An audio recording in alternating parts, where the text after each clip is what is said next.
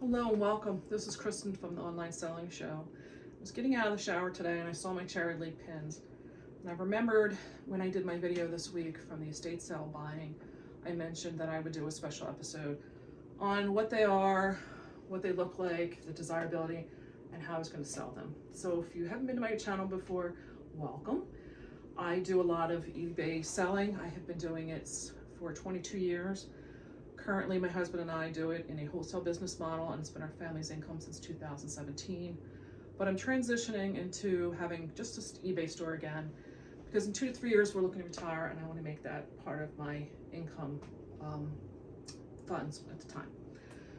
So I saw some of these Charity League pins this weekend, and to give you some idea what the Charity League is, I'm going to show you some of the pins and talk to you about what they are, so we can just keep this moving.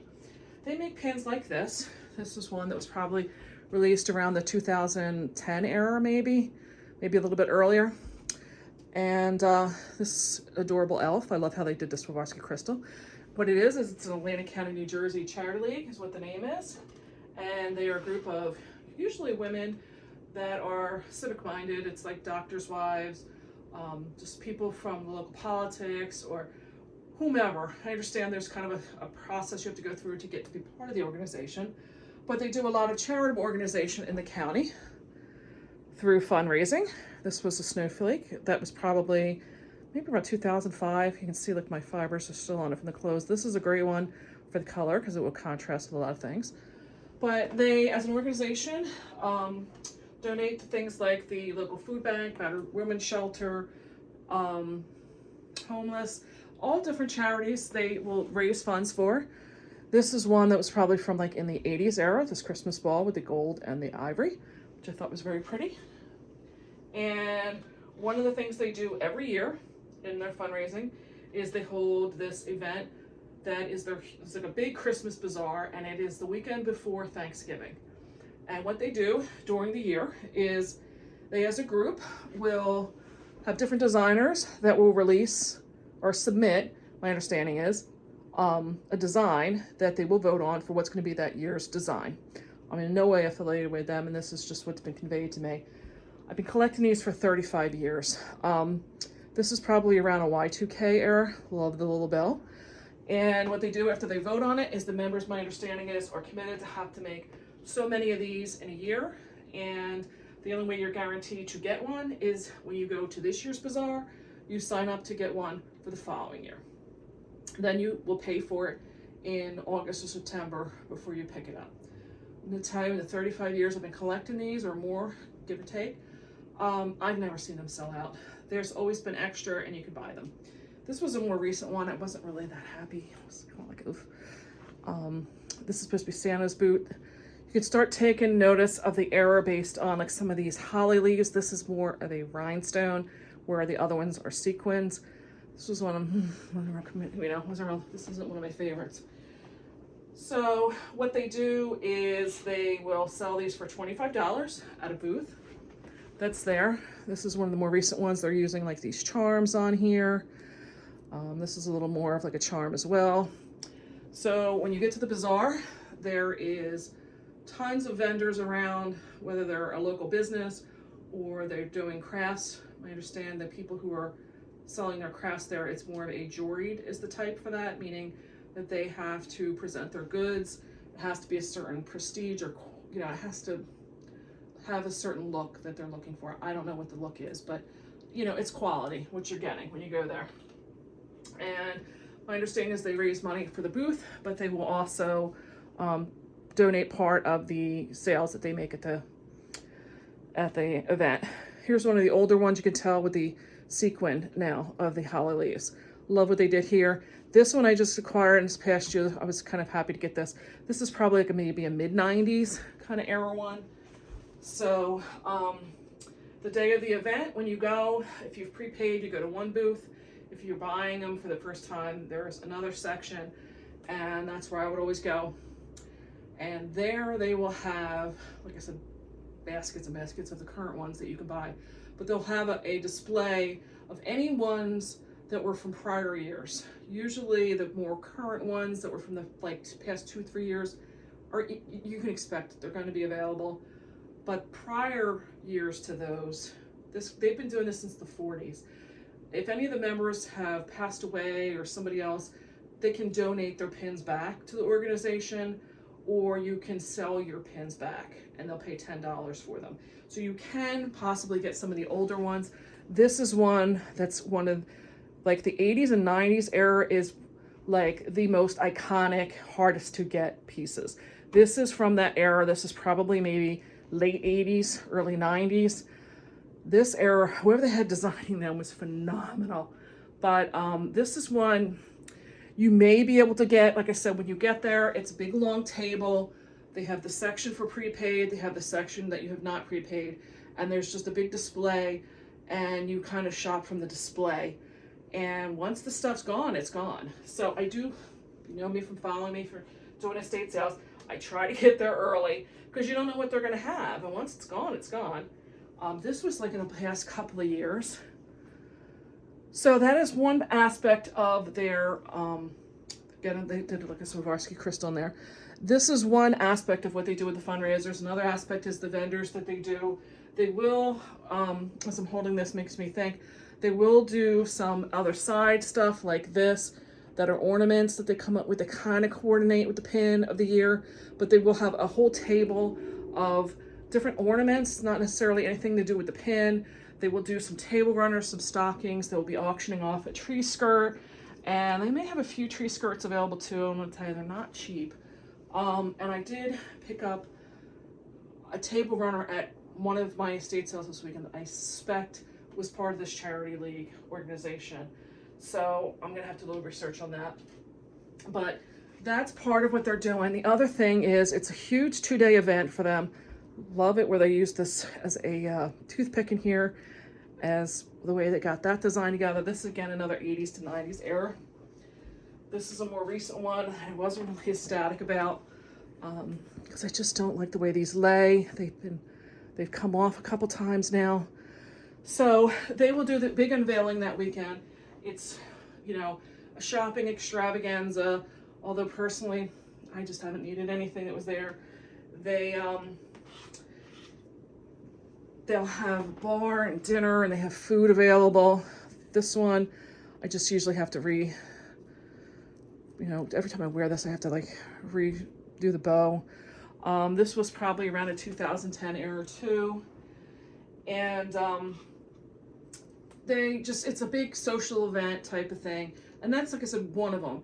The other thing they used to do in there prior to COVID was they had a huge mountain of food, a bake table that was hugely piled up with pies and cookie tins and the banana breads and all that kind of stuff. And they stopped, and I haven't seen them bring it back. Love here what they did with the pipe cleaner.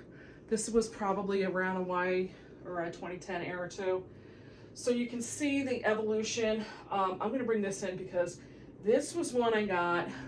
This is probably the oldest. I'm going to say it's probably for the 60s. You can see, looking at these sequins, how they've changed through all this time period.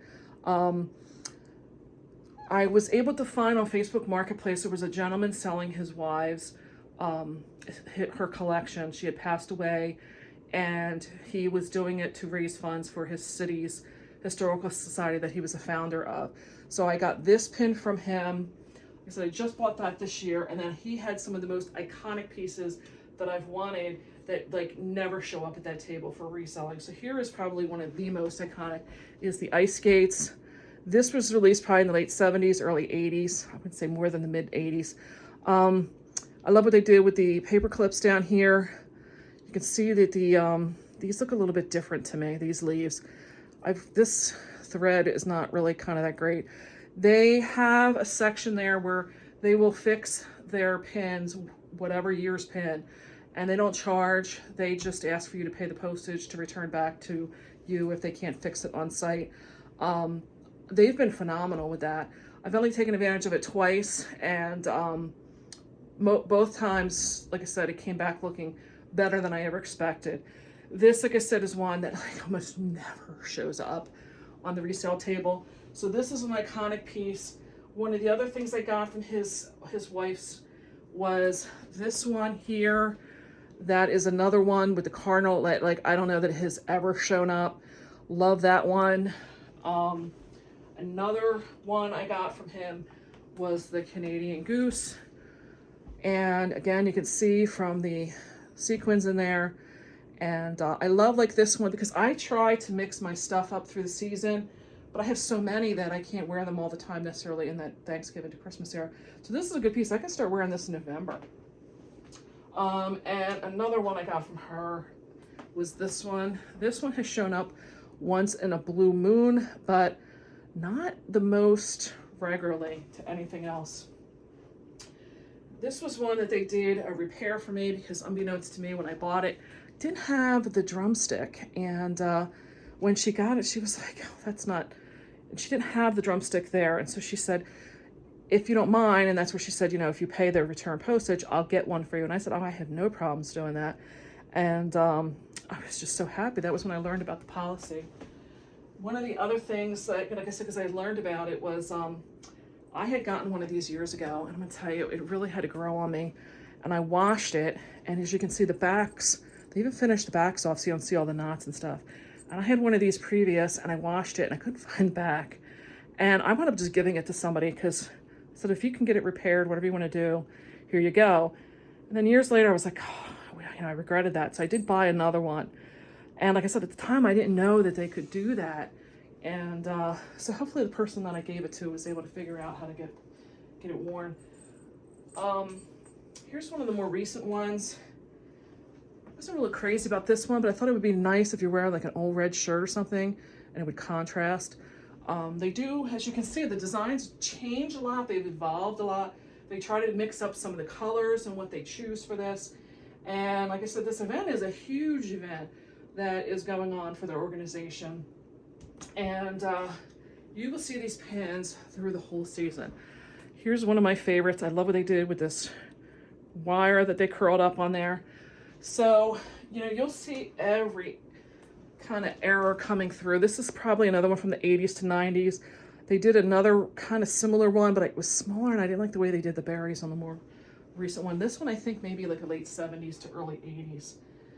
Here was last year's. This is another one that's good for a good contrast. I could see that was a bow, if you can't figure it out. It took us a bit to figure it out when we were in line waiting to get in there. Like I said, you'll see all types of people wearing these. This was a really nice one. It's a more modern one though, you can see from the sequins, but it does get a little hard to try to get it on straight. Honestly, it's kind of heavy too. You gotta watch what kind of fabric you wear. So they do change the scale of their stuff. I mean, it's just beautiful. This is one of my favorites. This was probably around a Y2K era one too. There, I know, there's a lot in it. You've got the mitten. I thought that was really cute. Again, it's an older one, you can see from the sequence. This was probably a late 90s one. This was an early like Y2K era. Thought he was really cute. I don't wear him that much, truthfully. This was one of my favorites as well. I was able to buy this as a repurchase. This was probably an early Y2K, but you can see like what they do with the layering up. You see what I mean? Like they do a lot of extra work. This is really nice what they do. Another one of my favorites. This is starting to come apart up here. I gotta see if maybe they'll fix that this year. I love the little crystal. And last but not least is my snowman, again with the pipe cleaner that they did. And look at the little rosy cheeks they did for him. So this is quite the collection. As you can see, it's taken me years, but I mentioned that I was going to try and make a sale out of this. Like, how was I going to sell this? And this is a passion. This is a hobby. I love Christmas. Maybe you're here because you just wanted to see what I was showing off for Christmas because I love Christmas, and maybe that's why you're here. That's great, but if you're here for the reselling, you may say, well, like, I don't understand what you were meaning about. I had put in my head when I went to these estate sales that if they were going to be like $5, that I would pick them up because there was some of the most desirable, like the ice skates was one that was there. And I was going to try and resell them in the Facebook groups near me. And I feel like I could have definitely sold them for the $20 in the groups because some of these just like never show up.